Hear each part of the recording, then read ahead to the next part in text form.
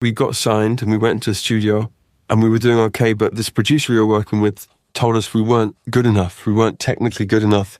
And we didn't really know that music was supposed to be about the feel of it. We thought, God, everything's got to be technically perfect because we have a record deal now. After signing a record deal and entering the studio in 1999, Coldplay was told by the producer they were working with that they lacked the technical skills required to make it. Internalizing the comment, lead singer Chris Martin fired their drummer Will Champion for going out of time while they were in the studio and had the rest of the band start writing to a drum machine. But after 3 days of this, they were miserable. Martin says that he quickly realized that music was supposed to be about the feel of it and begged the drummer Will Champion to come back. With everyone back together, they declared the band to be a democracy and actually leaned into this technically lacking sound. So what nearly tore the band apart ended up forming the foundation for their sound and their longevity. This all kind of culminated in their debut album Parachutes, which is a collection of slow tempo, unpolished songs that would resonate with audiences around the world. It won tons of awards like Grammy for the Best Alternative Album, a Brit for Best Album of the Year, and it sold over 13 million copies worldwide. I can't remember exactly how I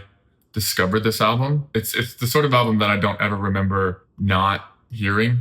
It was at some point when I was a kid, but you've definitely heard the song Yellow, which is one of the biggest hits from the album and is still a massive song that's played on the radio all the time. But I really like the songs Don't Panic, Trouble, and Sparks. Sparks specifically is really good. The guitar riff is really interesting, and Chris Martin is singing in this kind of like soft falsetto voice.